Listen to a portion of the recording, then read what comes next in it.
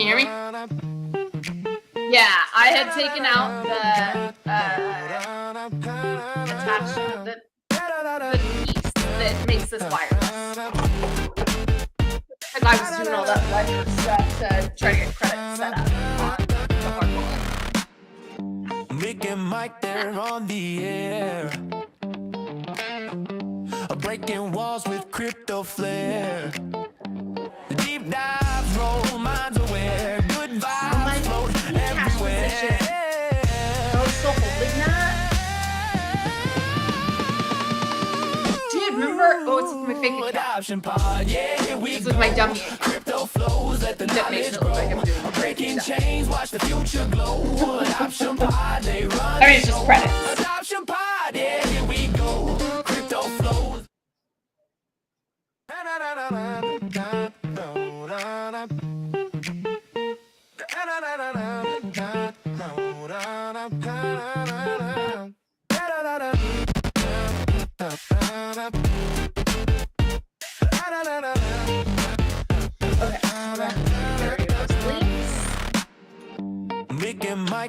I feel like it's the first time I've ever done this. I'm lost. I'm just too late. The truth is, I laid White was homesick today, and I laid down. Yeah, he was like up popping last night, so I was up a couple times. I was just up till 3:30, so I was like, I'm gonna take an hour nap before the space starts, and I did, and then I did use all my time or whatever, and not realizing it was like a whole nother hour, and then it never went off, and I just woke up, and I was like, oh god. Well, I was chilling next to me with a snack pack, watching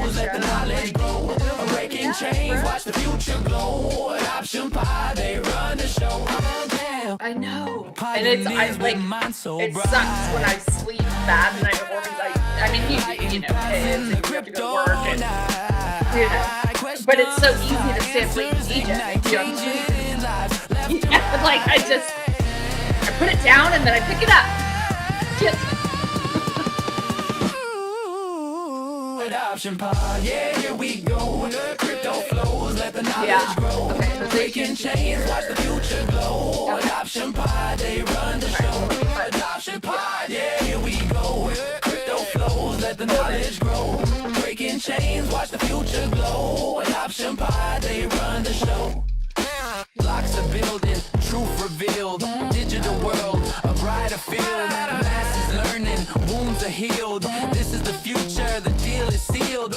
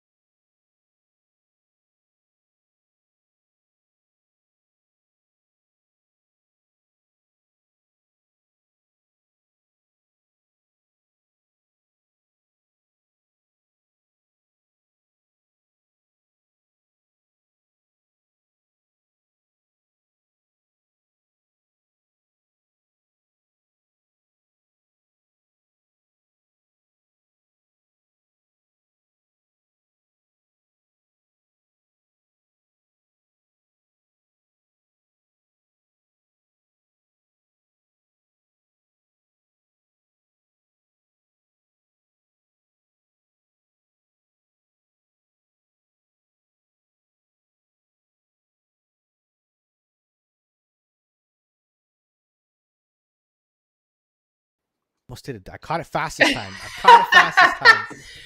well, I screwed you up at the last minute, running to get a water, right as the show is starting. I had to redo the whole stream when we got our new logo, so I'm just a little off myself. Yeah. But we're good. We're back. We did it. Episode 20. Unbelievable. So I said episode 20, I wanted to do a giveaway for for an NFT for a Cushling. But I think I'm gonna do it our last stream before Christmas. I think I wanna build this up in an X. I wanna actually get the audience engaged and have them forced to tune in to make sure they're here and active in chat. So I'm gonna be keeping notes on people that are active in chat. And then would you say you're making a list? I'm making a list. I'm checking it twice. Okay. And then just wanted to be clear. And I'm sending the NFT once. Sending the NFT once. Got it. Well, yeah, it's good to be back. I'm loving the new logos and designs. I know we're still working on a couple things with Design Time, but shout out to her. She's amazing. I feel like we're a real show now instead of like our mom and pop show. Like we're leveling up, if you will. So feels good, man. The good thing is we're not just using whatever's on Canva. So that means that nobody else will have what we have going on, because like you'll see a streamer like, hey, I know that outlay because you can buy it for free, or you can use it for free or whatever, right? Yeah. But, no, it's nice to have our own thing. Again, we still got more things coming in, so I'm gonna fix it up, polish it off as we go. We had a new intro songs for anybody that got here early. That might be our new anthem here for the Adoption Pod. It's actually really, I've been addicted to making AI music, like absolutely addicted. It's all I've been doing for the past like week. And honestly, that is such a valuable, like we have so many distractions these days. How do we get anything done? I go to, and it's always something that you're doing, right? Not you. I mean, we as people, there's a new rabbit hole, a new thing to learn, and you just, we're tunnel vision people because you got to lock in to learn it. And then, can't forget about the rest of the world. But good job. I'm glad you're learning the skills and leveling us up. Hell yeah. I'm gonna reach out to some actually Web3 gaming creators and see if they want some music made. So I'm gonna reach out to some people because it's actually not garbage. It's actually really good stuff. So I was surprised when I heard it. I was like, I would kind of play that in my car until I think I heard our names on it. And I was like, oh God, that's so cringe. I'm gonna send you a link to my portfolio of music because that is nothing compared to what I'm making now. Really? I went down a rabbit hole when it came to making music and how to prompt for it. So I'll show it to you as we go. Very cool. So let's play it on the way out of the show or something. Yeah. But we have a guest tonight and we're rambling. Yes, we'll bring Jose in and we'll do charts and I know, right? Never. We'll do charts and all that fun stuff and the news with him because he's in the markets too. He's a trader as well. He's smarter than either one of us. Welcome. Nice to have you on the show again. Hi, thank you for having me. Thank you, Mike. Hi, Mick. How you doing? Hey, I never see him, so this is such a rare treat. It's good to run into you here. Yeah, well, I didn't know you were on the show too. Yeah, no, crazy. It's just I just happen to be here. Well, once in a while she shows up. Hey, whoa, bro, low. We're doing this live. I like the new background you guys have going. Yes. Thank you. Yeah, we're excited. There's still a couple edits to do. We're working out the overlay to fit better with 3 and 4. Time has done an amazing job doing all of our assets. So we're excited. We're still playing with it, but it feels good. We feel a little more professional. We're growing up a little bit as a show. We have had some amazing guests over our first couple of months running it, including yourself. And, I think it's time we present ourselves a little bit better with the caliber of people we have on. And speaking of which, let's introduce Jose. For any of you who might possibly not know him, if you follow me, I don't know how because I'm constantly retweeting him and talking about our product VDEX that he has built. He is the CEO and founder of VDEX and Virtual Labs. Virtual Labs is the underlying technology that runs the perpetual exchange of VDEX. Zero gas, no KYC, no VPN, like all the trader. When I first started working there, it was the trader's playground, right? Like I think that is a good colloquial, like that is what affectionately I know it as. It is a playground for all of your degenerate things. The only thing I guess it's missing is slot machines. So if you could throw a few of those on there, I think we're good. Are we dropping alpha on stream? Because I actually have alpha that Michael you don't even know, and there's just so much alpha running around. Maybe we have to share some. Michael, you're never gonna sleep. I know. Can we have a moment of silence for Mikkel's sleep? I just took a nap before the show. I did, and I almost slept through the beginning because I hit snooze. I was like, I need a power nap. Yeah, man. When I found VDEX, it was I was using Weeks at the time, and it was kind of like the hurdles you got to go through was the whole VPN thing. So using VDEX saved me like $200 or $300 a year on a VPN. So thank you for that. No problem. That's what we're here for. That's it, man. Yes. It's my daily trading platform. It's honestly the only place I trade now. I was using Weeks before that, and I am totally off Weeks. I'm on VDEX. That's like you guys are gonna see my new series of videos that are coming out that are like total beginner videos in VDEX, and how easy. My next video, you're gonna see how easy it is to get a trade in and just boom, get going. So next Monday for that. We love your tutorials and guides. Yeah, you know what? It's kind of needed. Like Mikkel raised a good point. You know, I've done educational stuff before, but like maybe a little bit more advanced. Oh, and he's gone. Could be connection issue. But yeah, I like it better when you guys are talking because I can try to get these tweets out without. No, I feel that. He just like maybe he just didn't like what I had to say. I don't know. He was like, you know what? I'm not interested. I'm done. Bye guys. I have to see her Welcome. every day. I'm not. Welcome back. I thought he was Was it something he said? It's like, screw this guy. Come on.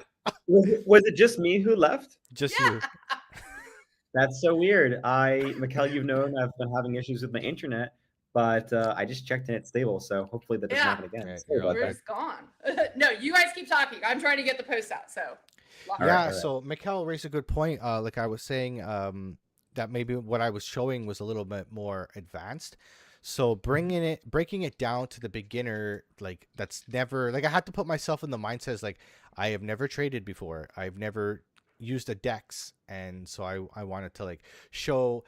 Honestly, the first video was just very simple. It's just like here's all the tabs, all the things you can do, earning. And I left out the V points because that's going to be part of my trading video. So because it makes sense, like you're going to trade, you're going to get rewarded, all that stuff like that. We'll go through today. Right? I got a couple questions I prepared for this interview a couple weeks ago, and then we had a guest shuffle and everything like that. So, but yeah, it's great to bring people in and educating, because I think education is kind of the point of this podcast is it's education and bringing people into crypto. It's mass adoption, right?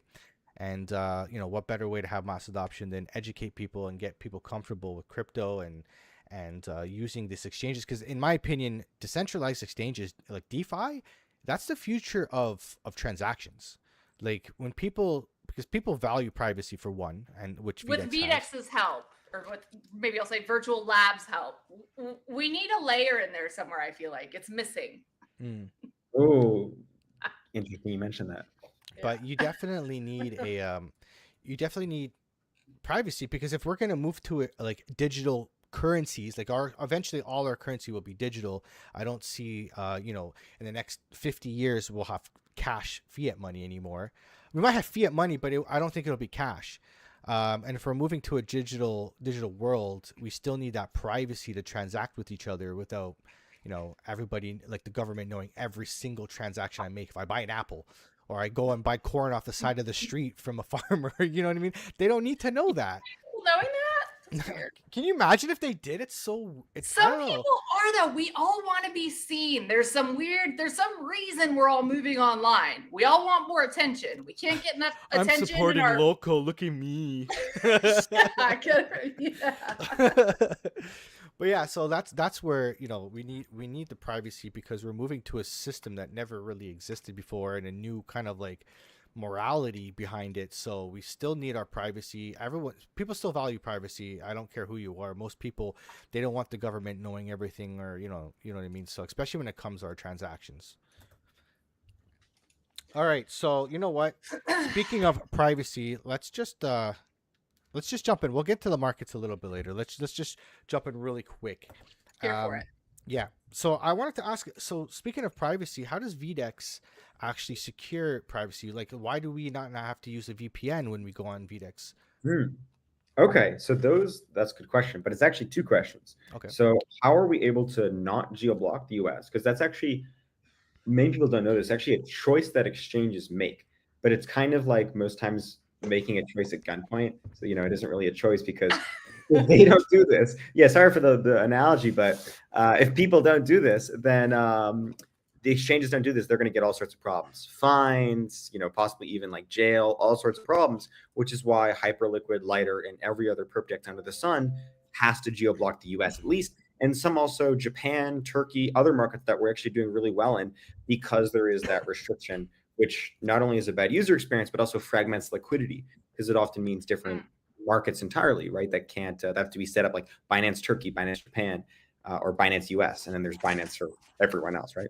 So how we're able to do that is by not taking custody ever. That means that we never take power of, power over, custody of, or control over user funds. And that's actually the letter of the law. And because we don't do that, the users are exchanging themselves. They are the exchange. So we're not an exchange, not a money transmitter. And then we don't have to geoblock because the users are just doing it from their own device locally. Awesome.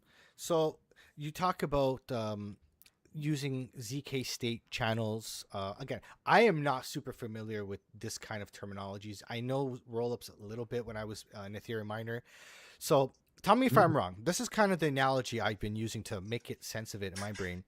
Is you go to the bar, you open up a bar tab, do all your transactions, you buy all the beers for everybody and whatever, and then you only settle up at the end of the night.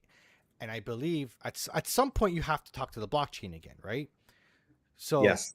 Okay, I'll put table. I have another question for that. But first of all, am I wrong to say that like it's basically a separate ledger and then you settle the transactions later to the blockchain? Not only are you completely correct, that's such a good analogy that I'm actually going to steal it. And you're gonna everywhere from now on. I saw his face light up. I was like, oh, No, I mean, it's this great. is basically what he says, but yeah, this is a little closer to like Yeah. the experience. And I've been working. I think actually one of the first times that I gave this analogy was on this show, however long it was ago, and it was horrible. And I've worked on it. We got there. We got there. We cut it out, but it was good. Oh, okay, thank God. I've seen that. It was bad for those of you who can see it. But I've been using the restaurant analogy. Now I'm going to switch right now to the bar analogy, and that's that. It's so great. It's so simple. So that's really what you're good at, is putting complex ideas succinctly. And I hope I can do that with answering your questions. So it's exactly right. It's like a bar tab. It is also a separate ledger, and the ledger is between the users themselves. So the analogy I also like to use, I guess it's not an analogy actually, because the original technology that I was working on while I was still in college is called mental poker. And so we can imagine basically how can strangers, let's say the three of us in three different locations all around the world, how can we choose random numbers that deal a deck of cards and then shuffle them, and then at the end have three strangers, and again, two losers and one winner by the nature of poker, agree on who the winner is objectively. So those are three very difficult things to do. And this paper basically concludes it's impossible to have this is a ledger. There goes the internet again. I know. I'm gonna. That's a great time to freeze. That was a great face you made. Okay, I told him I love it when I freeze with correct faces. That's a new PFP. It's just slow. And now you're kind of coming back, but it's just we're slowly regenerating there. You're in the blockchain. And you're back. Am I back? You're back. Yeah. All right. I'm gonna this is tough. Yeah. Do I? No, I was gonna blame the VPN, but I don't even have a VPN on. I'm gonna try and join on my phone and see if that's any better. Awesome. I'm really sorry. It's okay. No. Don't worry about it. We'll continue. I'm just going to give you a hard time. Mike, I'm an alcoholic, okay? Do we need to sit around on the show and talk about bars all the time? You're not an alcoholic. You're a former alcoholic. It's just good fodder, right? It's just too easy to make jokes about.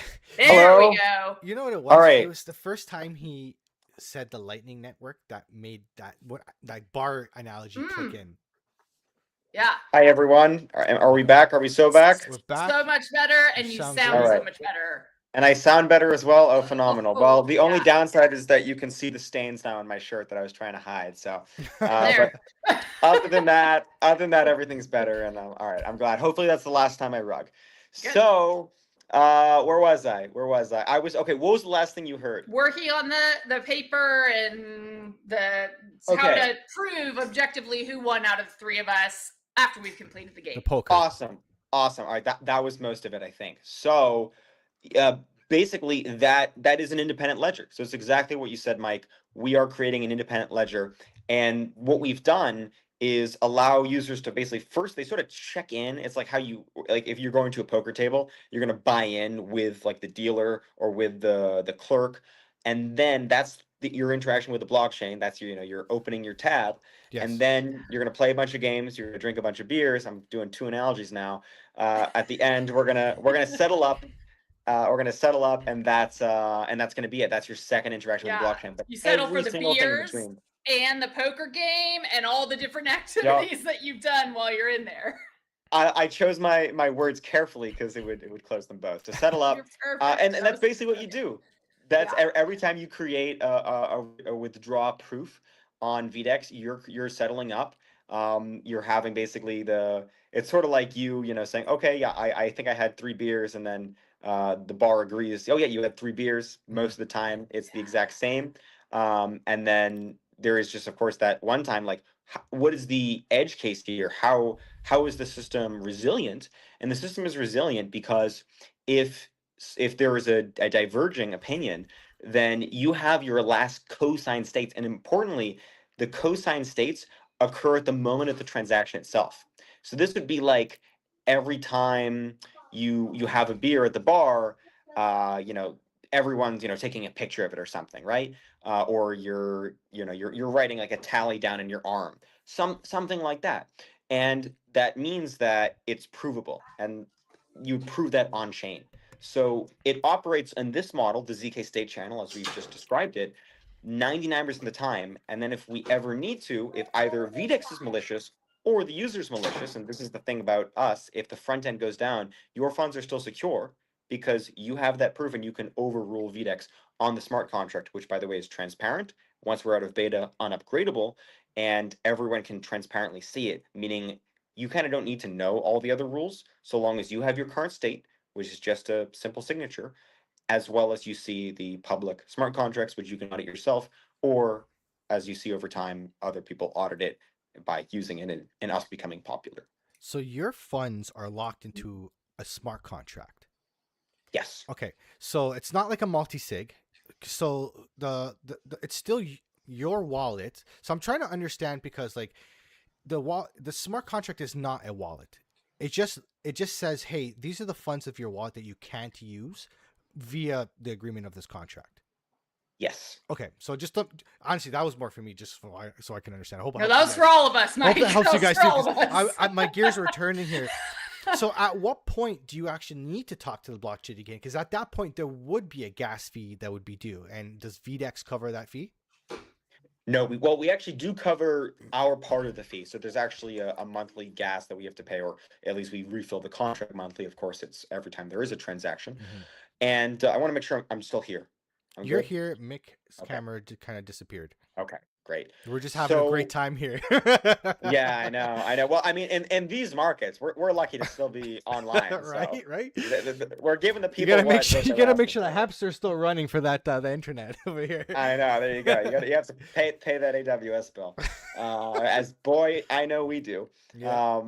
Because and people are actually sometimes surprised to find out that we have an AWS bill. The reason is because we are 1/2 of the local network. So just as it's on, VDEX literally lives within inside your computer, Mike. VDEX is verified inside you. It's only your transactions. So it's not like you're mining Ethereum, as you said you did. I used to stake Ethereum, so we have that in common.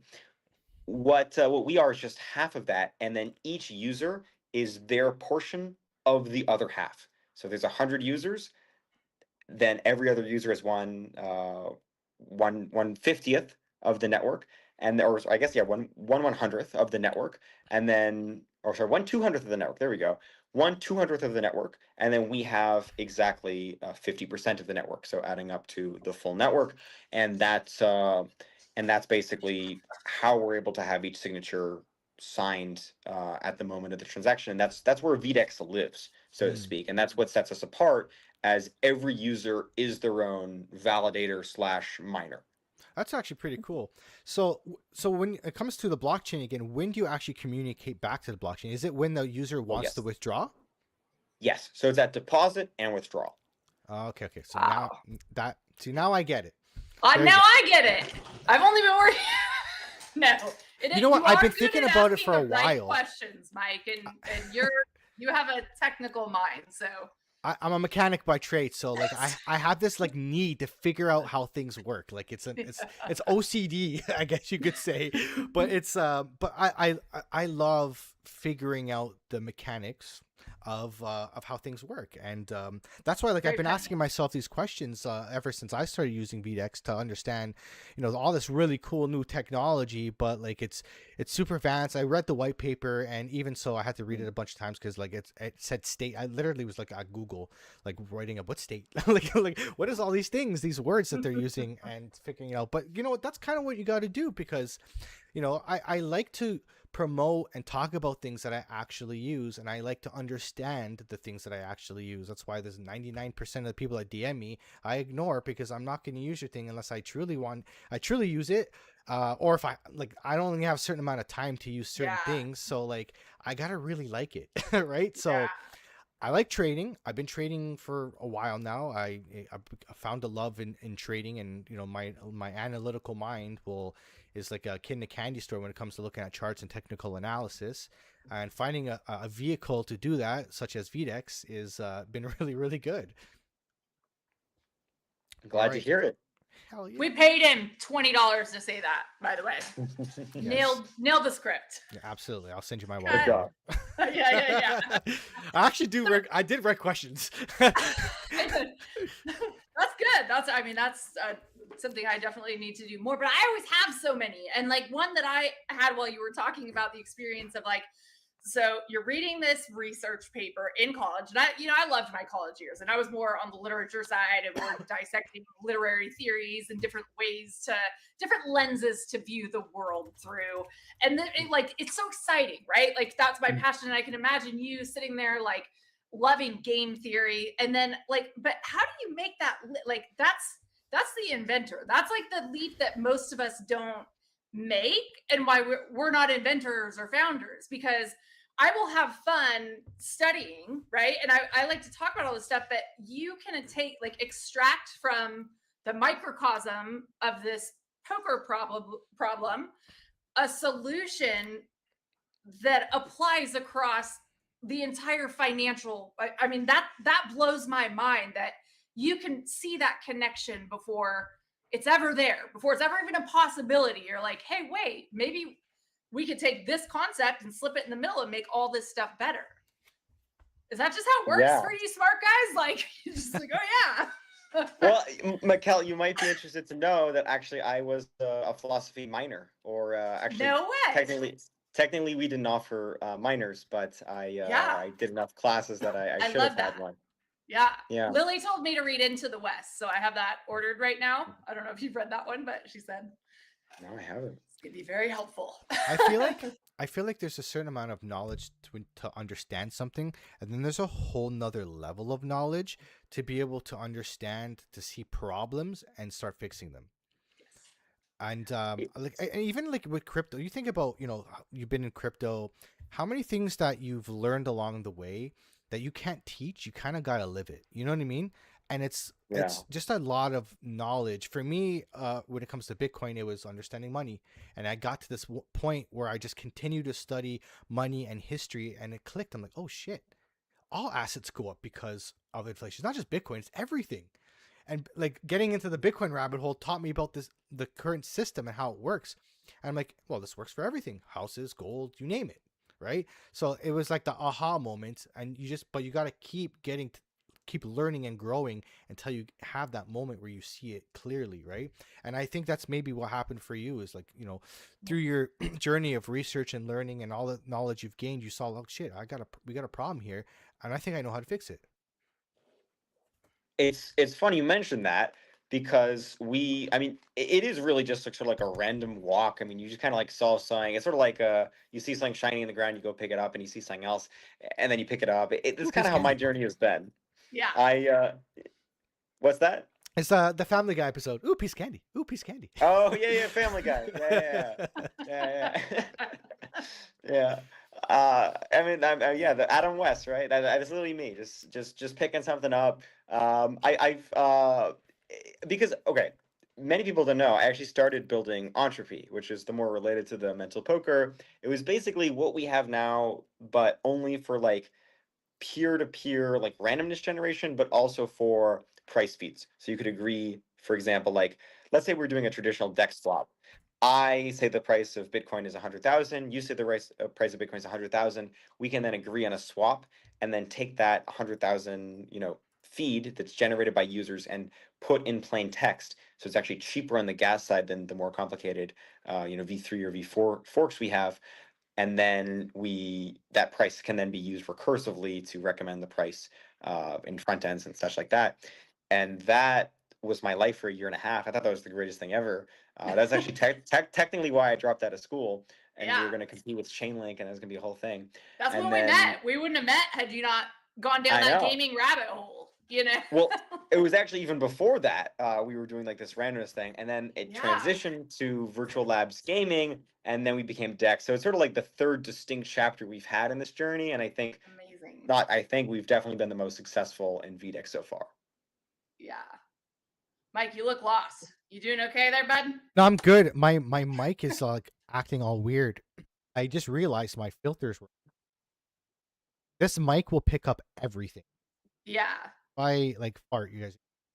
Trying to figure it out. Don't. The spaces sounded great up until now, and we don't want to ruin that. Yeah. I'm trying to. We are live. Trying to fix it on the fly.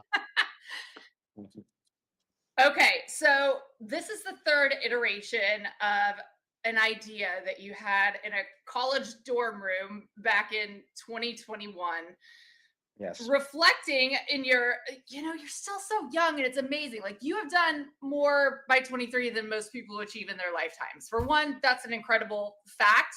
And I would just be like, whoa, dude, what the, like, that's incredible. So for one, kudos, you have a long way to go. Like, I see so many parallels between you and Elon, and I know you're a big fan, and like, I just see you following that trajectory. So it's fun to watch. I think I'm losing my train of thought there. I am. Mike, I was trying to save you and I couldn't. She's just glazing me. I was just glazing you. I appreciate it. Clip it. I won't say no to that. That reminds me, like, my daughter loses her train of thought. Happens quite often. I go choo choo, and she goes stop it, because she knows it's like train left the station, right? It's gone. Oh my god! If either one of you do that to me, because this happens to me a lot. My brain goes so fast, like I will lose, Then I'm like, it happens to me too. I think it's an autism thing, something like that. But I think no, I think it's a great thing. I think it's glazing you, and we're just like shitting on her. No, mate. I mean, it's a compliment, sir. No, I mean this completely unironically. I think it's my superpower. I think it's the only reason I am the way I am, and I definitely see that in you as well. By the way, I think I can pick up your train of thought. I think you were asking about, you started with in your dorm room, so it's a question about maybe the thought process. Yeah, so the evolution, the thought process of being here now. You're only 23. Reflect back on the last few years. Reflect on the show. What do you see when you look back at your short life, and when you look ahead? God, you have miles to go. Yeah, I certainly hope so. I mean, I think that I've always tried to learn from what I do. It felt like it has been technically it's been one startup, but it feels like it's been three, and so I feel like I've made a lot of mistakes, learned along the way. Coming back from when we did have that idea in back at Yale, and I thought it was worthy dropping out of, and it was kind of a crazy decision at the time that I wouldn't make now, like with the objective intel I have, but just because how poor an idea it was, but also it led to where I am now that was worth it. So I would absolutely make the same decision had I had VDEX at that moment, but I didn't. I had Entropy, and I mean, yeah, I think I'm certain I'm proud of where I've gotten to, and then I feel as though now I have, because also I haven't slept very much, so probably in the last 4 years since I did drop out, or 3 or whatever it's been, I've probably gotten like 5 years, 6, where I feel like I'm close to 30 already, just the amount of time I've been awake.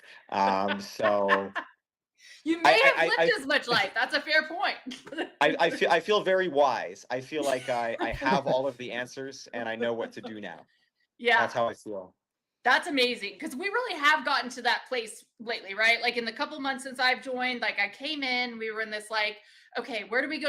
We have this amazing technology. We want more people using it, test it. Let's try to break it. Let's get ready for this next chapter of VDEX, which is pushing to TGE, getting out of beta and all this stuff. So we had, a ton of success doing that. Talk about where we're at now and the reasons that you're feeling the way that you are now, because you've been very optimistic internally about VDEX being kind of on the precipice of something, or, we feel like we haven't arrived, but we're pretty dang close. Yes. So I feel that, and you're right that we've made a lot of changes progressively, especially in the last even few weeks, changes that we're both very excited about. And I do want to, and I think that the current state where we are now is great, but I don't think that is perfect yet. But what I mean when I say that I feel like I have all the answers, or that I think that my mindset has arrived, so to speak, is I know the next sequence of states we're going to be. We have to be at this state for a little while, and the journey is certainly not done. And I hope there's going to be less whiplash, so to speak. But we should go and change a little bit. But I know exactly that sequence of moves, and I've known this exact sequence of moves for a little while, and it's just a matter of getting there. And the reason why is because now tech is secure. I've made some personnel changes on the tech side that I'm very optimistic about, and have been functioning for the last 3 weeks. And the tech has never been more stable. And I'm hearing this from all sorts of community members. I'm hearing that everything is stable now, and that's because we made those changes that I should have frankly made earlier.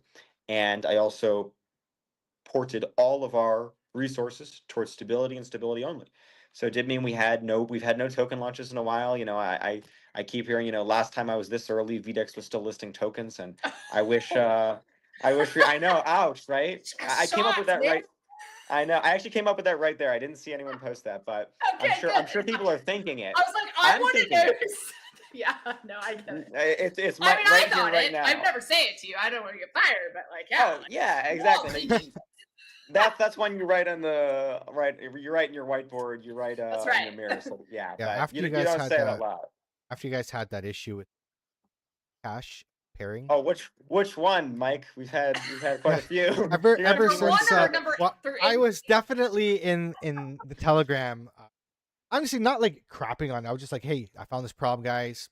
What I got going on. Having this problem. Just generally showing so people can fix it. But honestly, after that, it's been perfect. I haven't had anybody have seen me trade on VDEX so quick. Trade in. The chart might not be like the exact price as Trading View, but like if you go on Trading View, use the Binance chart, you get different prices all across the board. So all of them are different. If you go to any exchange, and I think like that's one thing that I would love to just say publicly and to our fans and supporters. This is a problem that if you go in the Hyperliquid Discord, they're dealing with the same issues. If you go on the lighter Discord, because I was like, are we just the only ones having this problem? Do we need to work on this? And no, this is a brand new technology. You are executing trades faster than you have ever been able to before. But it's not that there is no one true price of Bitcoin, in my opinion, any given time. There is no objective. You'll be happy to know, Mikkel, that your opinion is actually fact. That's how right you are. Okay, well, good. Yeah, nailed it. There is no one price of Bitcoin. Right. So here's a pro tip though. Okay. Go on TradingView. Look at VDEX. Watch the timing. You might be able to get a better entry VDEX based on your TradingView. So I like to use both, and I can. But don't, because it Well, works no, both no. ways. There you go. It's this is what people call arbitrage, right? You're gonna be a Wall Street banker now. Yeah, you fit in right with the rest of the crooks, Mike. Just kidding. It's No, not. no.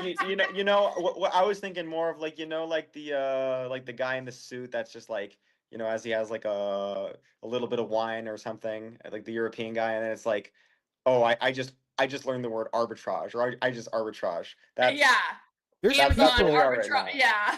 So back in Wall Street, people would position their buildings as close to the stock exchange as possible to get that, like, a millisecond of, not even a fraction of a millisecond faster, to be able to arbitrage that, and they still do that to this day. Stock exchange, you can still make a lot of money. They're playing with Just a by crap being, ton of and money, yeah. but just that, get your trade in a lot quicker before the big banks buy the same trade, and all of a sudden you're making dollars. Yeah. Do you know that they spent, and I'm gonna get the actual numbers here, on, I believe it's $70 million to get. Oh man, I wish I pulled up before I started talking. I think it was like $70 million to get like 17 milliseconds, which is less than 2,000ths of a second arbitrage from the Chicago futures markets to the New York Stock Exchange. Someone paid a that much money to dig a wire underneath the Appalachian Mountains just to get that slight bit of difference, which was previously compared to a longer wire that ran around the mountains. But Especially people when you have will bots complain, trading, it matters. like, it's perspective, right? Like, of course, this is what we're all learning. The faster you can get information, that the person who's getting the fastest, I guess, is like the closest to the truth at any given time, but it's also moving all the time. There just is no, fixed price of an asset at any given time. So you're trying to position yourself on an exchange where the aggregate of all of your trades are going to perform better because the speeds are faster. This is faster. That you can't, it's like missing the forest for the trees. I'm so zoomed in on like this little, and I could be spending that time becoming a better trader. I could be spending that time improving myself and reading books. But we have people that like to spend a lot of time in Discord or just like looking for problems, right? And I think that's a mentality, like for me, and something I think about a lot in the world is like productive use of our time and energy. And we think about that a lot as a company too, because we're a small team, we're agile, we have to be quick. We can't be expending energy in all these other places. It doesn't matter if you're right? Like, would you rather be right or would you rather be happy? Would you rather be right or would you rather be successful? And can I be both, Mikkel, please? No, I don't know. Maybe sometimes, yes, but you can't like always, Not all. like you gotta be flexible in the world. I'll tell you one thing I was certainly wrong about, and that was the amount of money, because I just found it, and it was even greater than I expected. It was $300 million for 13 milliseconds. How much did they make off that? What was the ROI on that? Oh, I have no idea. That I don't know. I'll have to get back to you on that. Why is Jeff Bezos building the clock in a mountain? That one I'll also have to check into. Building a clock in a mountain? A clock. It's really you weird. Tell us about that. He's building a face of a clock to like, it's like, I'll have to tell, like, we'll all have to look it up. We'll talk about it next week, but he's spending billions of dollars building a clock in the face of this wall to like give man, like, like we're impermanent, like this is all going on. Like you're here, when you run out of things to write off on your taxes. There you go. I mean, I'll take it off your hands, Jeff. I could think of some pretty cool things to do with it. But no, your clock on a mountain idea is great. Yeah, you go, Jeff. We support you. Yeah, we're all here. So I was gonna ask what. Actually, the one question I was gonna ask, Mikkel kind of got me thinking, talking about the whole college thing. What got you introduced to crypto? Was it through school? No, it was through trading. So in high school even I was a trader. I yeah, I traded stocks, options mostly, and then a little bit of forex as well. And then I found crypto through that as just, the next degen volatile thing to trade. And then Okay. that was me since like 2017. And then until like 2021 or so, so like next cycle, I started the blockchain club at Yale and got a bunch of people in it, and we're just discovering more about, okay, this is a thing that we can trade and we can make money, but what is it actually about? And it was primarily a financial club, but it's through that I met, and already some of my good friends, even before then. We just sort of got caught up on some ideas and wanted to do something together, and then we just found this and we just kind of kept going on it. And they didn't want to drop out with me, but still, yeah, big part of the early generation of the company, my good friends still. And then yeah, just sort of dropped out after that, and trader to sort of community organizer to founder, Yeah. typical arc, right? Well, Yeah. I asked because I was curious, like what the school, like, grade schools, different Mm. kind of people, right? So it's kind of interesting to see, like, is blockchain being talked about in school, or technically kind of like onboarding people go into these courses to learn about blockchain, venture down the route. But I was just curious on how the school scene. When I was in school, college, or whatever, there was no blockchain courses like that. It's kind of interesting to see. Mhm. Yeah, there's definitely, we're not the most progressive school, so a lot of my friends just ended up going into Wall Street, and that was my path as well. So we are not, I mean, when you think of Yale, you don't think, it's not like MIT, it's not Yeah. like Stanford where there's always new inventions coming out. It's definitely more traditional, more stick your arm out less, so to speak, kind of place. But there was still some good activity there. But I think it's telling that I was the first one to start a club in 2021. Yeah. So many others had earlier versions.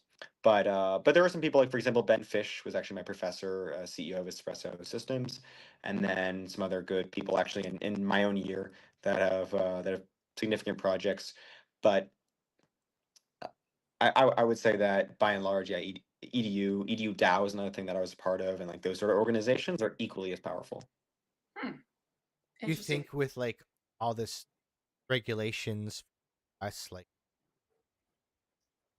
as Mm. crypto becomes more main, do you think that the colleges offering more courses, or are they going to change their tone, or do you think scratching and is like Mm. technology itself is so abrasive that people naturally don't like change, like back? Won't it just be if it benefits them, right? Like, do they even really care about us? I don't think so. I just think if it benefits them, they'll teach us crypto. If it doesn't benefit them, whoever them is. But I think blockchain itself can benefit everybody in some way. But somebody's in charge of what goes at the school, right? Like, what are Oh, we teaching in the schools? oh, And I think you're talking that's about the incentives at the school. the yeah. So I think that's the level, right? Like, schools can't independently decide, hey, we're gonna, like, let's start, You need a maybe lot at of Yale. people wanting those courses. Right. And parents aren't going to be demanding it at this stage. So it really will be the powers that be, what they think about the future of the, if they think like, yes, this is the future, I think they will be forced to in some way.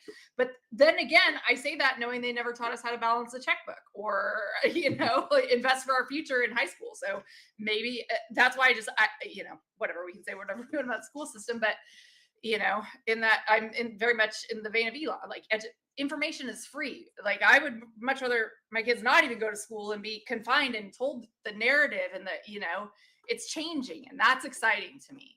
So I don't care if they teach you in school. But Jose, is it good? Did you like Yeah. Yeah, there are a few courses at Yale, and there's a lot at Stanford, I believe, and other colleges. So there's definitely adoption happening. It's making its way top down, and yeah, some will move faster than others, but it'll get there all eventually. That's kind of how I feel. I feel like it's just eventually it's going to come for everyone. As more people, as more adoption, as crypto's more, whether they know about it or not, I think it's just taught, because especially people are going to have to also work in this field, because if blockchain becomes, the source of most transactions, financial, and other things like non-fungibles, right? You're going to see people have to get educated on it, work in those fields. So I feel like it's going to come. It's just a matter of Yes. They were teaching me to type in like 7th grade. They would put how you learn to type. They put a piece of paper over your hands, and so you couldn't unpeck, and they made you do like F, like. So they didn't care. We were playing Oregon Trail and learning to type while people were, learning software accounting systems and stuff already. There was already, like products and things that people could do, but we weren't being shown those. Just the familiarity with the computer. So I don't know. Today's kids are getting I'm liquidated. You were getting I got dysentery. Yeah. I know. That's exactly it. Somebody should make a modern day Oregon Trail but crypto version. We can do it, Mikkel. Oh, write it down, Jose. Wait, hold up. Do you guys want alpha? Anyone interested here? No, that's horrible. I hate it. Oh, okay. Well, then I guess yeah, just kidding. Alpha elsewhere. Darn. Okay, so you mentioned like putting like slots and stuff on VDEX. I want to be very clear that you're also asking me earlier about why I'm so positive. The tech is great, marketing's great. Yes. But so no time to do this soon. But when we were doing what came to mind recently was when we were doing our game arc, we have all sorts of games, that are just sitting there, like on the shelf, ready to be used. So there is going to be a day soon when we can add binary options, when we can add poker, when we can add slots, we can add coin flipping, add so many things within all of the same experience, without depositing, withdrawing, and just and you mentioned, Mike, earlier about deposit, withdraw. We want to build it so that the ecosystem is so big that contract is not a multi-sig, it is a bridging contract almost to an entirely new ecosystem where you'll never need to withdraw, because you may withdraw from VDEX, but then you don't actually need to pay gas, because it's going to go to VPay, or it's going to go to slots, or it's going to go to something else with many lending, borrowing of countless coming applications. Yeah. So and are there plans for sorry, that's for the token, or your funds for trading and perps can be used for slots and this and this and this? No, your fund for trading and slots. We basically want to do what Hyperliquid did with HyperEVM. I'm not sure if you're familiar. I can briefly explain it. So basically what they did is Hyperliquid is sort of like your entry points. You know how like you can use centralized exchanges to like some people use centralized exchanges to bridge. So Hyperliquid kind of like, I don't want to actually pay a bridge. I can deposit to Binance, withdraw from Binance, right? Hyperliquid kind of does that, where you deposit into Hyperliquid and then you can transfer to spot, and then you can send spot assets out on HyperEVM. And then there's all sorts of ecosystems there. So lending, borrowing platforms, NFTs, all sorts of things that exist on the HyperEVM, their own blockchain, that Hypercore is kind of adjacent with.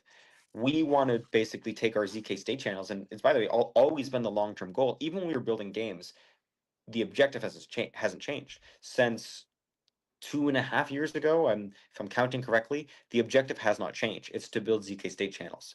And to build ZK state channels, we had to build VDEX to prove that there is a technical feasibility for this new groundbreaking technology, and that there is market need for privacy, full self-custody, zero gas, and all of the things that come with this technology. And VDEX is just one of many coming applications. That's awesome. And that's the thing, like I've said this for so many years in crypto. It's like, why the heck would anybody want to use them when they got to pay all these fees?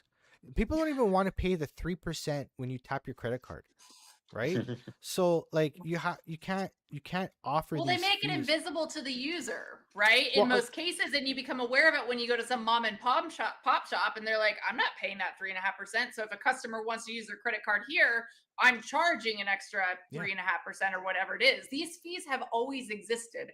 They exist in the prices of the products that you buy. They are not generously paying these fees for you, right? Like it's invisible to you, but it's there. And that's the trick. And like, so many people object to crypto because of like, takes up so much energy. Or like you can find a million reasons why crypto is bad, but show me why the alternative is better.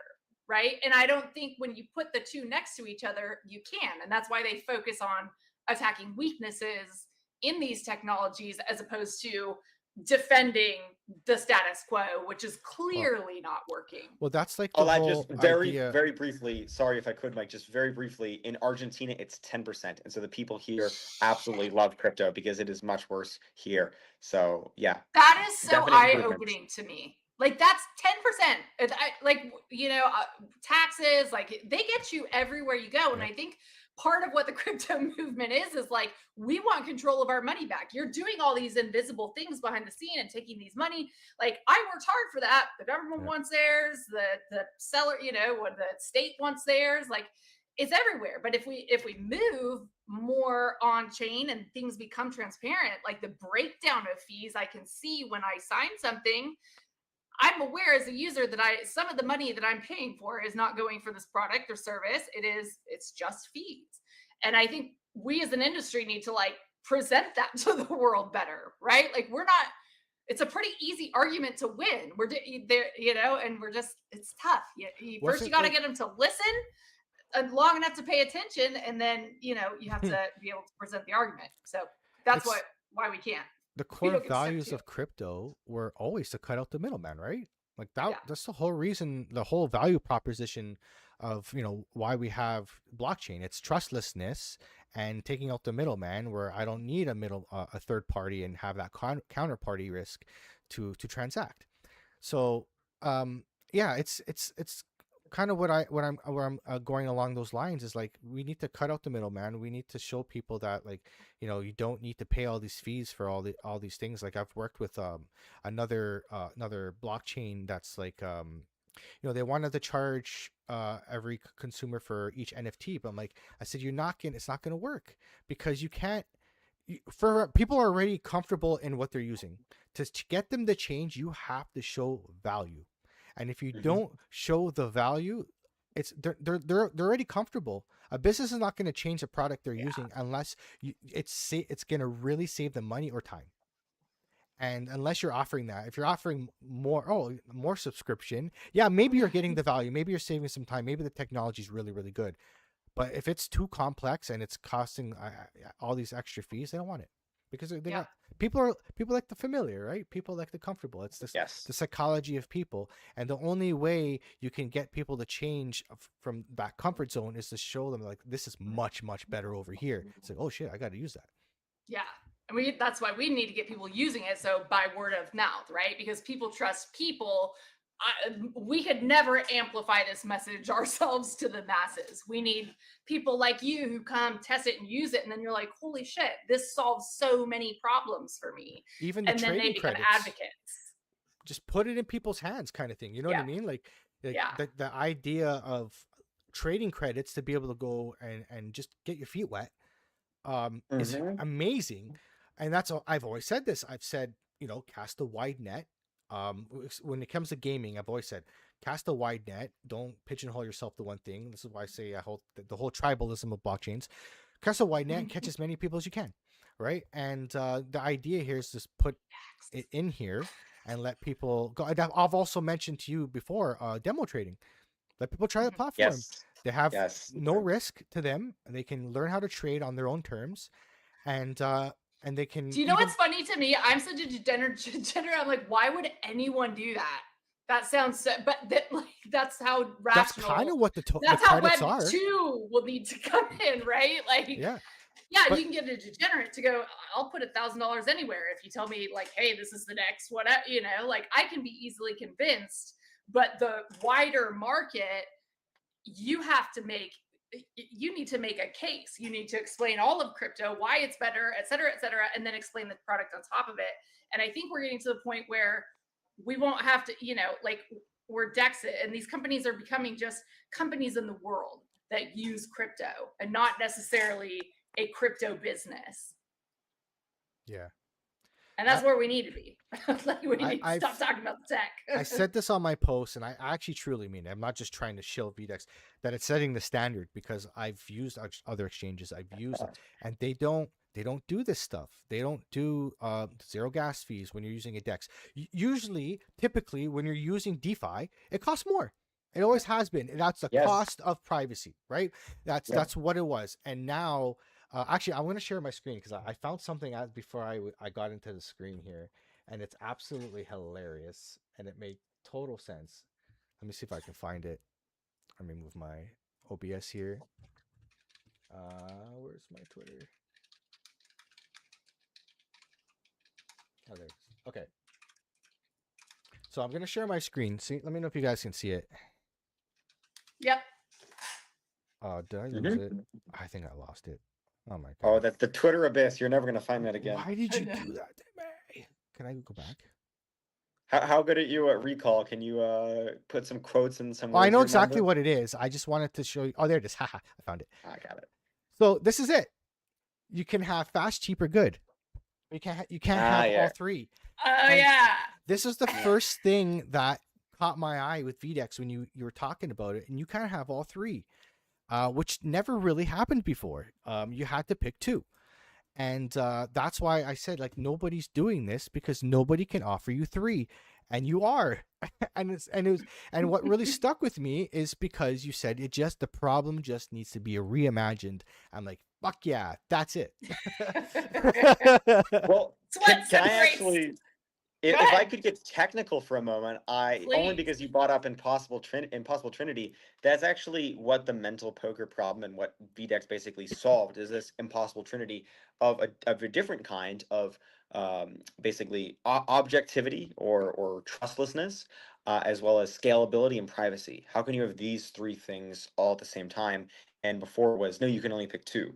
But by sort of bending and changing the rules, with some clever game theory, and I think one of the reasons why I have been the one, along with many, many peers along the way, to come up with this technology is that I'm not attacking this from a cryptographer's mindset, as there are many, many bright cryptographers, such as Jonathan Katz, such as Vitalik, who I've spoken to about this technology and who endorse it, because I came to it with a game theorist mindset, not a cryptographer's. Yes, and that's Interesting. that for me was the huge. I've been in crypto for a long time. Oh, I guess I'm a boomer in crypto now, like 2017, 2018, and I've You're seen a these boomer in problems. real life too, Mike. Don't worry. You're absolutely am. But I've seen these problems, and like this is the first time I've actually truly seen a real solution that works. Everyone says they have a solution, but like, you know what I mean? Like nothing really worked. It was just Yeah. speculation. And that's what I love about where we are in the market right now is like this market is now you actually have to show that you got something going.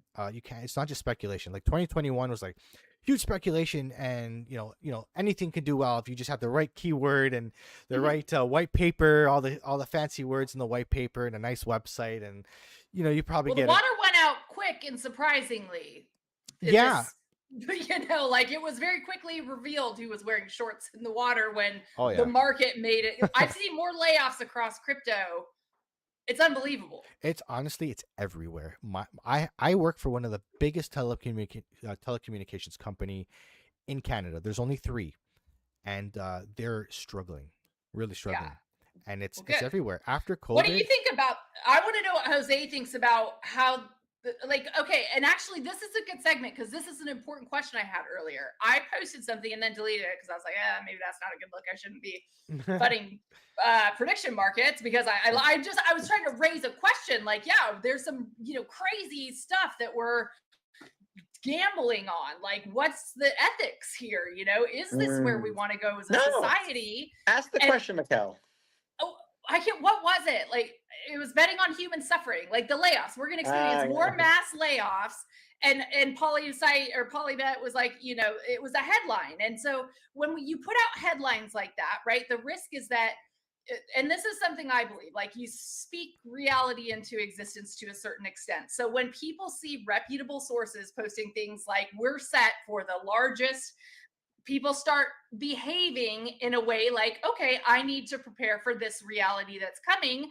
And then I'm stabling my coins and I'm doing this. And then we all, it's a self-fulfilling prophecy. It's a correlation becomes causation type of thing. Yes. Well, I'll tell you, you'd be a great philosopher, Mikkel, because there is a poly market prediction market question, which is or paradox problem, which is called, I believe, the assassin's problem, which is, and I'll use a softer example. Let's say the poly market is Jose is going to egg or TP Mikkel's house, and there's a poly market on it. Well, that gives me incentive to bet on it and then go do it, right? So true. You don't want to do that. And by the way, actually, Mikkel, I am coming to Florida for Christmas, so I was thinking, maybe I could go egg your house. I'm just kidding, Dude, of course. no, but I would love if you stopped by and I don't know, or maybe I'll drive down to Florida. It's not far. It's been too long since we saw each other in real life. I know. Yeah. Well, we'll figure something out. But so that is an important philosophical problem. So it is definitely worth asking. Don't be ashamed. I always FUD. I sometimes FUD by asking genuine questions that I have as shower thoughts, and maybe sometimes they get me into trouble, but I still ask them because I think that's more important to be intellectually curious. I think it is, right? We're trying to get to the right answers. We're not just trying to build profitable companies. We're these things haven't worked. They've caused a lot of human pain and suffering. Are we building products that are going to increase human pain and suffering or decrease it? And what are our goals and what are our motives? And I think we need to be constantly holding ourselves accountable to that for those who are building in the industry. And that's one thing I greatly appreciate about VDEX, is because we are very aligned on many of those core kind of moral, ethical issues and just our views of the world. And we're voting with our dollars, our time, and attention. And there's all this, and I degen and I do lots of dumb stuff on the internet. I gamble, whatever. But you're voting with those things for the future. So people say I have no power, or I have no agency. You are just puppets to whatever, you're being programmed all the time. That's why you are allowing people to tell you what to think. So, okay, I'm getting off my soapbox now. Sorry. What are we talking about? I'm with you all the way. You were going off and I was just mapping out a trade. Prediction markets, right? So, okay. So in the future, what do you see that future being? Because yes, there's going to be less work because of AI. Coop tweeted earlier, he's like, funny pranks, send, people to school for 10 years and then fire them and replace them with AI. That's where my kids are at in the process, right? Coop may have even been self-referencing. Maybe some of his job has been automated. I don't know. But we're going to have a lot of free time and we're going to need entertainment. I don't know if it's universal basic income or where we end up, but things will change. Yeah. Dude, this is the conversation I have with my AI on the way home all the damn time. So I want Jose's take on this, because this is something I think about a lot too. I think we're kind of already seeing that in crypto. Is all of this excessive gamification of people who have daddy's purse coming to or daddy's credit card, right, coming here to gamble their savings. Not us, of course. We came here the hard way, but a lot in this industry are using this as their primary source of entertainment. So yes, I think very much that blockchain is the start of that, whatever you want to call it. Okay, interesting. And where do you see the future of work? I mean, that's something that I'm sure you think about a lot. What is life going to look like in 10 years? What are we going to be doing with our time? I have thought about this a lot. I think that one possibility, I don't know if this is the possibility, but I had a conversation actually with one of the other cryptographers from the Mental Poker white paper, was about basically everything becomes creative. So creative is the last field left, because, for example, computers have already beat the top humans at chess and Go, but we still watch chess. Chess is a more popular esport than ever, and Go is extremely popular in Asia. And even though that technology now is superior to humans, we don't watch computers really. We watch humans. And this is the same with music. There's some really good AI music. I believe, Mike, you were talking about that. I think that those types of activities are going to become the primary versions. You're absolutely right, because at least for now, this is the way I look at it. A robot can only emulate human emotion. It can't feel it because we feel emotions with our body. When you feel sad, you feel it in your body. When you feel angry, you feel it in your body. It's a biological response. They can't feel that, so they can't quite get the grasp of. They can emulate what they think by reading. Like you can read a book and you can learn about the charts, but until you're actually in it doing it, you don't actually know.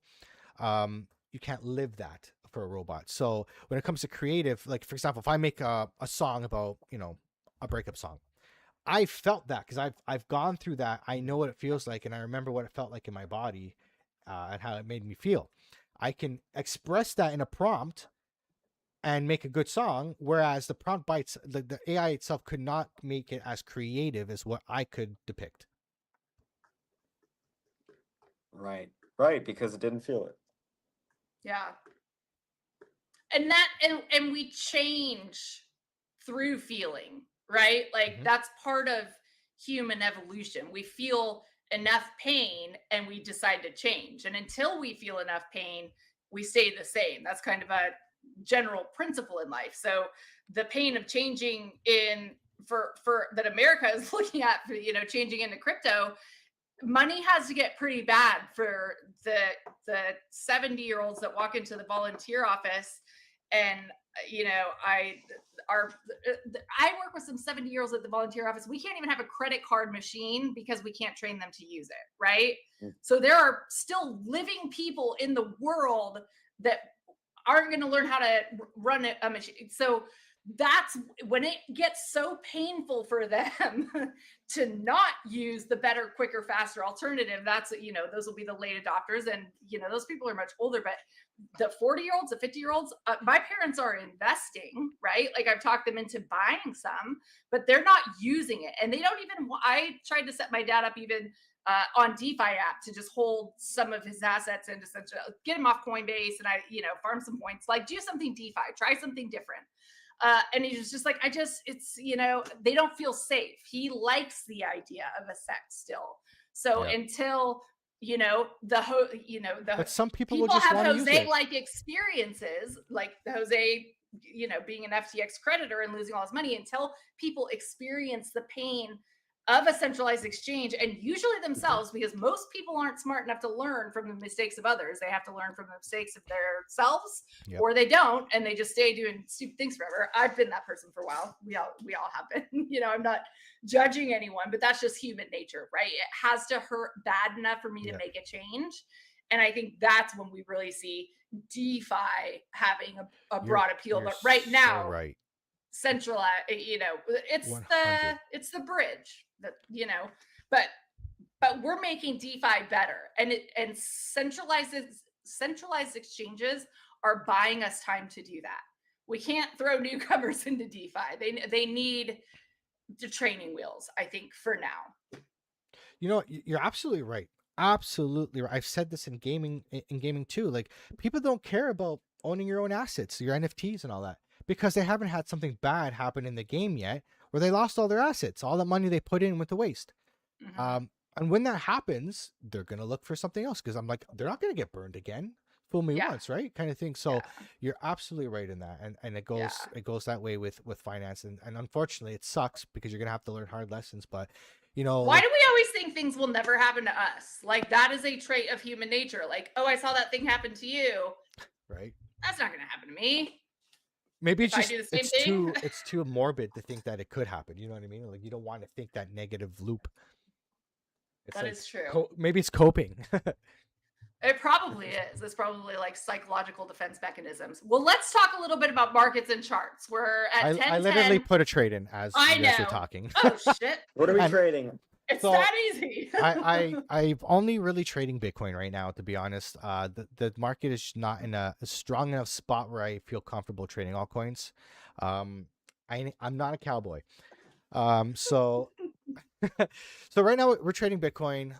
We had a nice little pop off today, which was kind of nice. We went to 94,000, but we got rejected again at 94,000 ahead of the Federal Reserve cutting rates tomorrow. So we'll expect volatility tomorrow.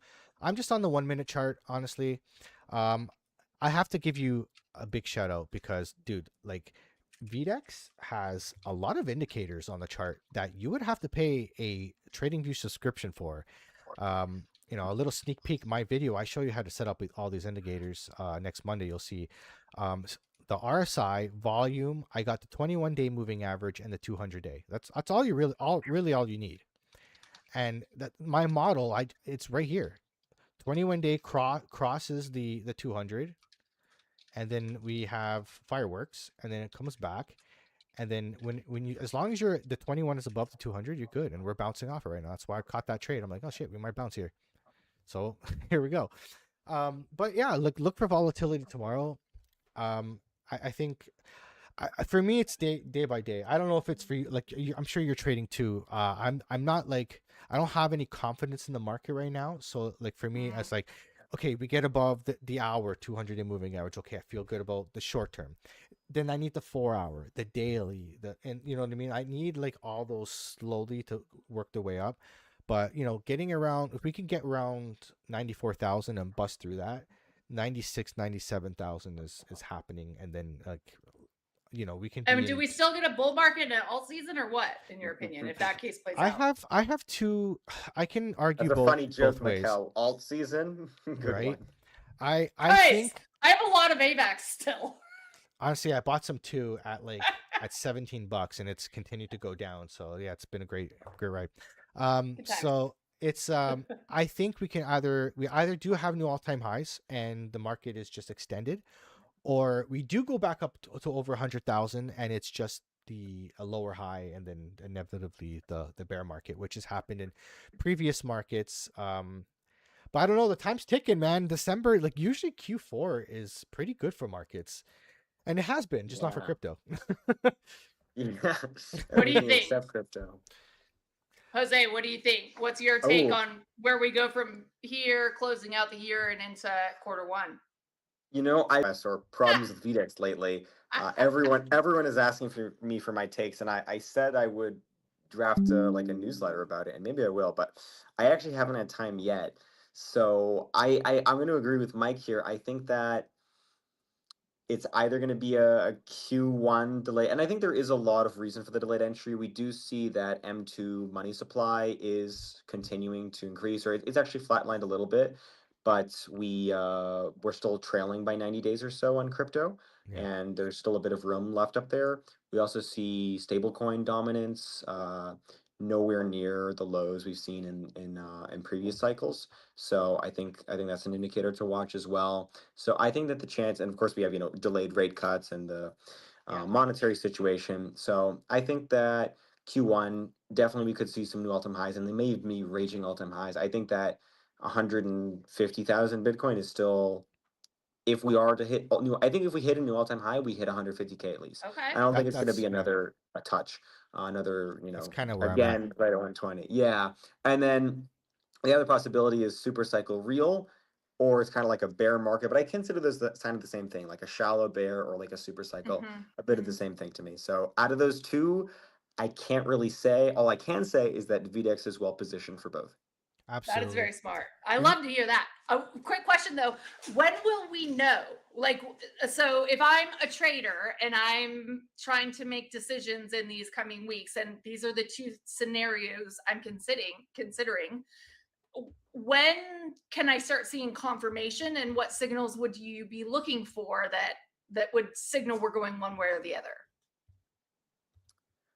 I really want to hear Mike's opinions on this. I think that it's really just a matter of time. I mean, like maybe certainly tomorrow after the rate cuts or not rate cuts. I'm not sure what the following market percentage is. Maybe 10% chance that there is no cut. I think there will be, but if not, then certainly then, or just in January.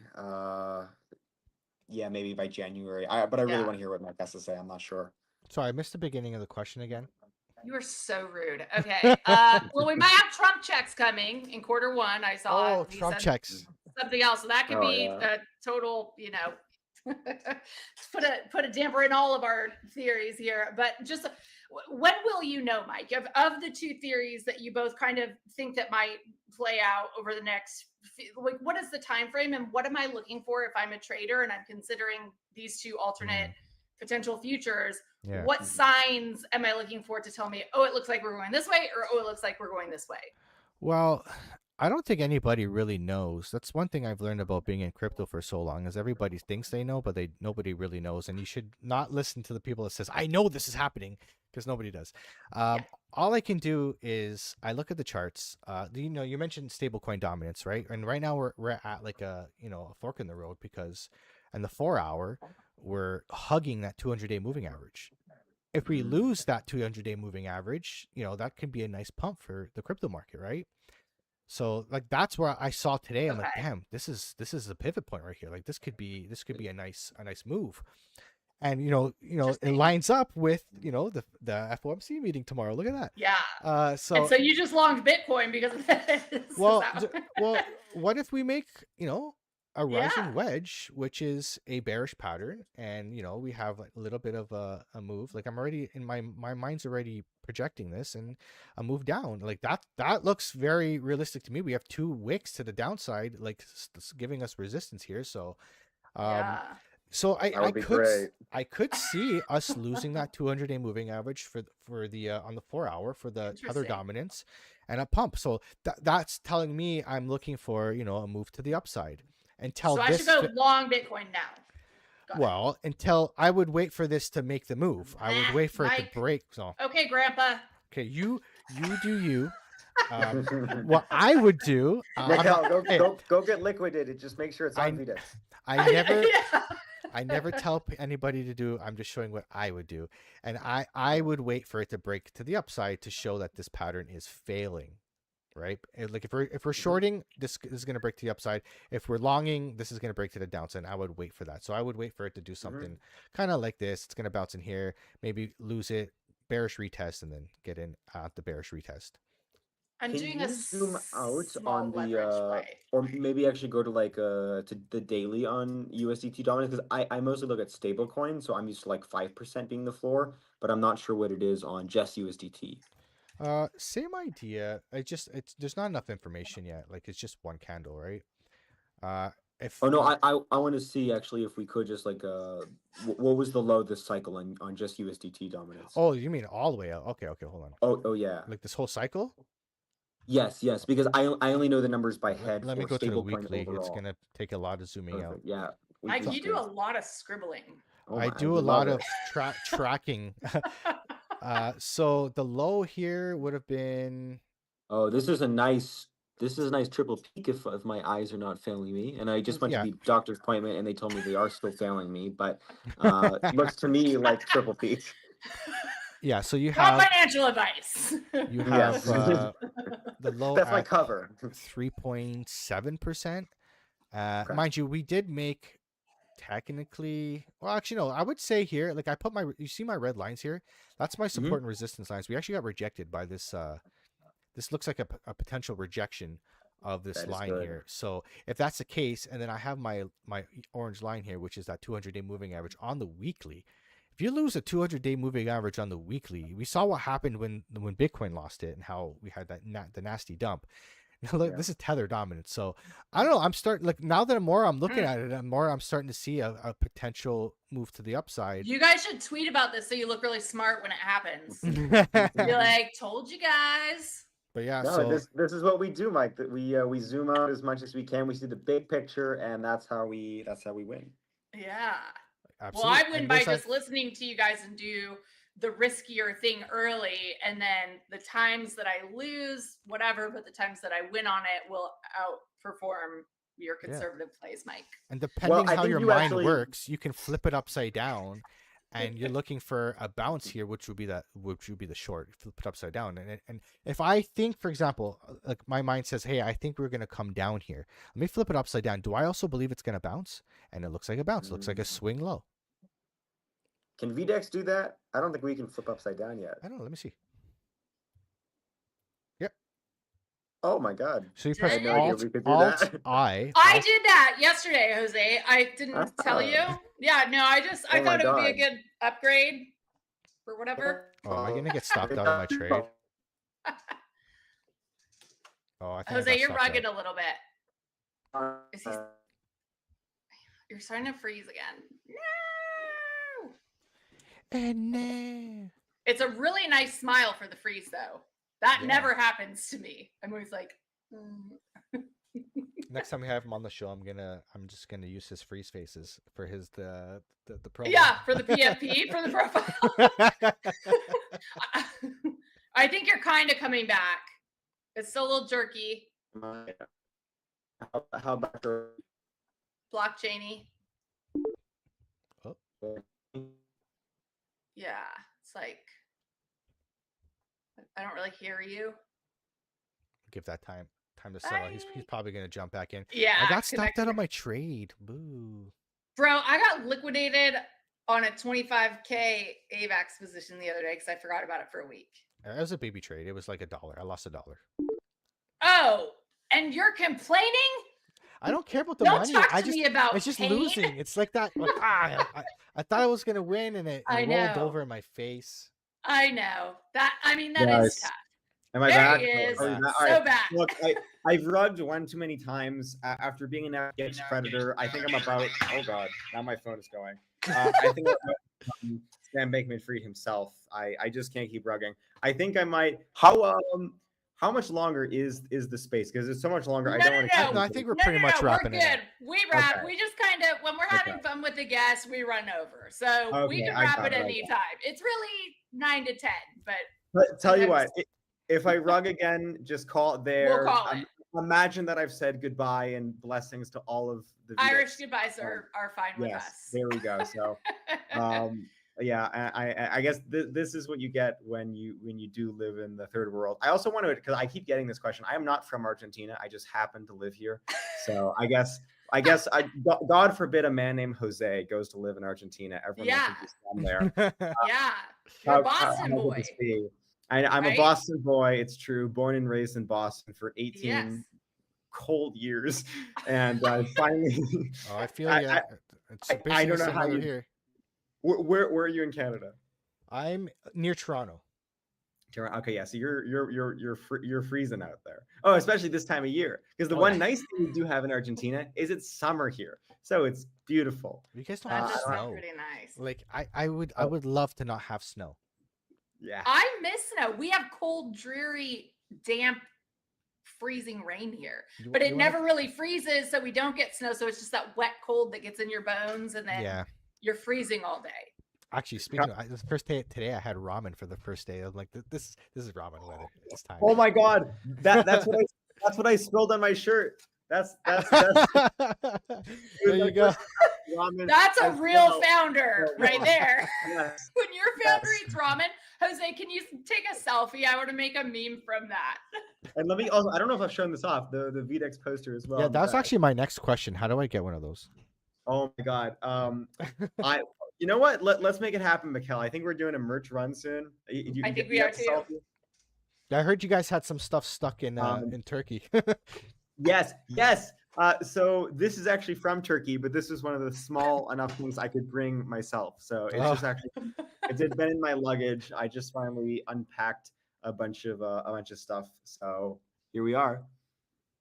Okay, well, in the light of the fact that we might lose you and you might have to say goodbye, I don't know, I will probably update tomorrow. Are we update? Do you want to do our update tomorrow? Yeah, let's do an update. So I am going to go ahead and let everyone know tomorrow at 1:00, we're going to do a little more in-depth update. I think it's 1:00. We may have to adjust because of one meeting, but we should have some kind of substantial updates to share. So make sure you tune in then. We do have a lot of alpha coming. And I think the things that we kind of want to talk about is, the shifting timeline of, our go-to-market, right? And some different things with the changes in the market. So make sure you turn in there. We talked a little bit about the market today, and as smart teams do, we are making adjustments to align our strategy with the reality of the world around us instead of what we wish to be true, which I think is a mistake that a lot of teams make. So we're operating in the real world and responding in the real world, and we'll have a lot of updates to share really soon. I think I'm going to call it for tonight because I was up till 3:30. I can't tell you, I spent so much time thinking about VDEX. I lay in bed at night and just ruminate, or I'll wake up really early. It's exciting to be a part of this because it's new technology. Like, I don't think any of us like really can conceptualize that, because we're always talking about this like it's just we're competing with all these other dexes that we're really not. We're just that we're trying to prove that our underlying tech is better. Yeah. This is, VDEX is amazing because of the underlying tech. So go ahead, share a little bit on that. Yeah, well, I first wanna say the VDEX disease. You do have the VDEX disease. Jasmine and I have it as well. It's at least population 3, maybe 4 if Mike, if you want to join in. But the Mike's getting there. Side effects may include not being able to sleep, constantly thinking about VDEX, incredible optimism and hope for the future, but suffering in between. So that's pretty much where we are. It's been quite a time, and shout out to Mikkel for bearing it with us, and for all of VDEX's recent success. Is thank you, Mikkel, for all of it, and all the people you've brought on. I mean, Mike for one, and so many other amazing traders and KOLs that have come on board, and the reason that we've gone from, I don't even remember the numbers. Like we were happy when we'd have like a 700K day. Like that was like 2 months ago, guys. Like that wasn't. I don't even think that was like 2.25 billion or something like that. Yeah. Like I've actually lost track. It's just. I know. We're actually 2.32 billion to you, Mike. Holy. Just lost 70 million right there. Well, that's working in her sleep. So yeah, it's time, but it's been a great time at the same time. It is, yeah, and it's an incredible team, and we'll share more about that tomorrow. I don't want to take up more time on the space. I think this is a good stopping point. Mike, do you have anything else before we take off? I'm gonna try to get a real good night's sleep tonight. I just that nap right before the show messed me up. Jose's glitching. Yeah. Let's call her. Yeah, I'd say all I want to leave you guys with is make sure you guys use the code AP to sign up for VDEX today, so you can save yourself some fees. And if you're really, really nice, Mikkel might even give you trading credits. I might. We didn't address my recent promotion to Chief Credit Distribution Officer. I tried to wiggle it in there, but I know. I'm sorry. I'm sorry. No, you're right. And that is something that is high on my priority list, is having traders who have been using these other exchanges, who have been restricted by gas, KYC, and all these other things. Let me give you some credits and show you another way. Like, DM me, call me, send me I'll give you my mailing address if you need to. I want you to try this product because you will have the experience that Mike did, and you will live here. And then as the ecosystem grows, like, you're getting in, I hate to sound like a multi-level, but this is it's not like Hyperliquid. Everybody sees how big Hyperliquid has become. Like, Hyperliquid has a ceiling on what it can, and infinitely scalable. So it's just the beginning. And I want people to be able to experience it. It's the first thing I've been excited about in crypto for a really long time. Like, working in gaming for so long, it's hard to stay positive all the time, because it's like, it is exciting, but is crypto really making gaming better? Are we really solving problems? And you don't feel that passion for the product. You're like, okay, but I'm onboarding people to crypto. So it was satisfying to me in that way. But here, this feels transformative. And it's incredible to be a part of. I can't say enough. So it's been an amazing show. I'm just like super tired and being a girl like usual and saying my little justice for Mikkel. Everyone, Mikkel, even us men, we need more than a few hours of sleep. Awesome. Well, it's been an amazing show, guys. Jose, any parting words? I will get the show announcement out tomorrow. My last words are going to be alpha for everyone. Mike's code AP has that extra luck. This is actually official. It does come with a 20% luck bonus on all of your trades. So, wow, that is there you go. Magic. app.vdex.trade/referral/AP. Absolutely. And we just showed how, like, we're potentially going to have a big rip to the upside. So you better get long in. Yeah, it's a good time. I placed long while we're on. We'll see. But if you're new to trading, next Monday, I will have my next video showing the beginnings of VDEX. I'm going to show you how to get a trade, map it out. I'm going to show you how to set up all those indicators that you just saw on the charts today. I'm going to show you how to calculate your position size with risk management and get some green. Probably 2 people will be interested in that, but I'm very proud of you. I'm kidding. I'm just a degenerate, Mike, and I have to troll you, man. I can't help it. End the stream. Cut it off. Okay, you're right. And we're done. See you next week. Wow, Good show, guys. We will see you next week. I'm not. Yeah, I won't be hanging out after the show to chat, gentlemen. So Yes. Well, we'll actually see you tomorrow, Mikkel. We have very important updates to discuss, and I'm for one excited. So awesome. All right, guys. Lots to look forward to. VDEX, everyone. VDEX. Thanks for watching. Take care. See you next time.